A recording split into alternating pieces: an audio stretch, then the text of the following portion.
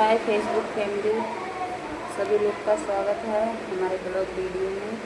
तो आप लोग इसी तरह बने रहें, आप लोग को कुछ दिखाते हैं। हम आज गए थे भैया हम मार्केट करने, पानी कर आए थे। तो ये देख लीजिए नींबू लेकर आए हैं और पानी कद्दू दे के लिए, क्योंकि वो मसाला सब्जी नहीं खाते हैं। और पानी में मसाला भी लेके आए हैं, ख़त्म हो चुका था। चाय बनाने के लिए आदि लेके आए, ख़त्म हो गया था। और ये देखिए ये हमारा सब्जी है गोभी।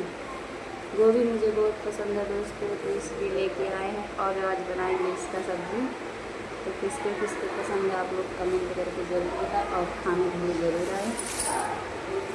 और देखिए टेस्टी बढ़ाने के लिए धनिया का पत्ता लेके आए हैं, ताज़ा ताज़ा हरा हरा, बहुत ही खूबसूरत लग रहा है दोस्तों। और साथ में नहाने वाला डिटॉल साबुन भी लेके आए हैं। तो आप लोग को कैसा लगा? आज हमारा सामान ख़त्म हो गया था, इसलिए गए थे सामान लेने के लिए। तो लेके आए हैं और जा रहे हैं खाना बनाने दोस्तों।